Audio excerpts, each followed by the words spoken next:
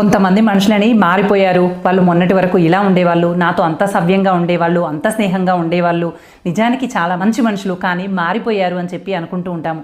కానీ వారు మారిపోవటం అనడం కన్నా వాళ్ళ నిజస్వరూపం మనకి బహిర్గత పరిచారు అని చెప్పటం సరైనదేమో.